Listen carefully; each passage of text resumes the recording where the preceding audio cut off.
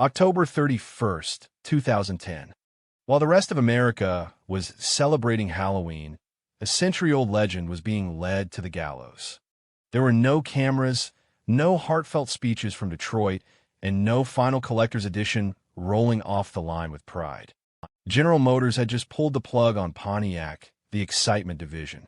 This was the brand that gave us the GTO, the Firebird, and the very soul of the American muscle car. For 84 years, Pontiac was the rebel of the family. The car for people who found Chevrolets too boring and Cadillacs too old. But by the time the final car, a white rental-grade G6, left the factory, the brand didn't go out with a roar. It went out with a whimper. Today, we're going behind the boardroom doors to reveal why Pontiac didn't just die of natural causes. It was an inside job.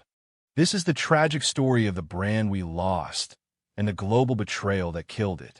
To understand the tragedy, you have to remember who Pontiac actually was.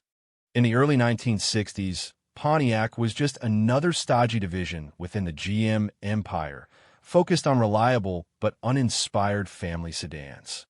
That all changed when a young, rogue executive named John DeLorean decided to break every corporate rule in the book. He took a massive 389 cubic inch V8 engine, stuffed into the mid-sized Tempest body, and effectively invented the muscle car era. He called it the GTO, a name stolen from Ferrari that signaled a new era of American performance. By the 1970s, while the rest of the industry was building slow, ugly cars to comply with new fuel regulations, Pontiac was doubling down. They gave us the iconic screaming chicken on the hood of the Trans Am and immortalized the brand in pop culture through movies like Smokey and the Bandit. Pontiac made us believe that driving wasn't just a chore, it was an escape. It was the heartbeat of American youth. But as the 1990s arrived, the accountants moved in, and a devastating identity crisis began to take hold. The 1990s and early 2000s were the true dark ages for the brand. GM became obsessed with a concept called badge engineering to save money.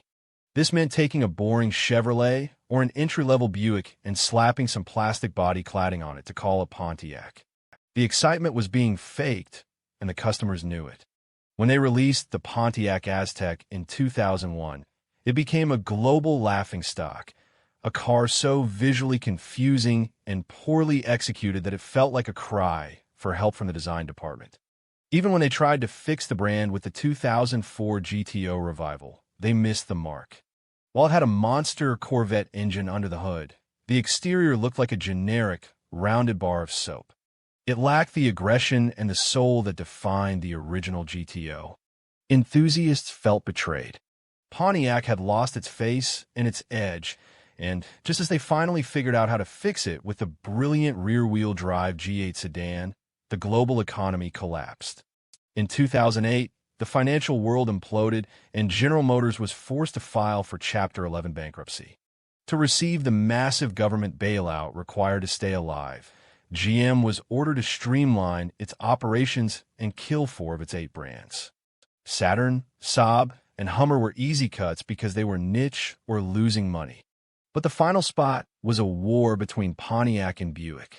On paper, Pontiac was the obvious survivor. It sold more cars in the United States, had a much younger buyer demographic, and possessed a deeper connection to American muscle car culture. However, Buick had a secret weapon that Pontiac couldn't touch: China. In 2009, Buick was a massive status symbol in the East, often used by high-ranking government officials in Beijing. To save the global empire and ensure a future in the world's fastest-growing market, GM chose China over America. Pontiac was sacrificed so that Buick could live on in Shanghai. It was a cold, calculated corporate trade, and for American fans, it remains the ultimate betrayal.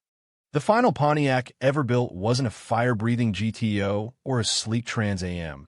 It was a basic white G6 sedan sold to a rental fleet in Hawaii. It eventually ended up in a California junkyard, where it was auctioned off for just $450, a heartbreaking and humiliating end for the brand that defined American speed for nearly a century. Looking back from 2026, we realize what we really lost in that boardroom. We lost the risk-takers, the wide-track handling, and the spirit of rebellion that made American car culture unique. Pontiac didn't die because we stopped loving it.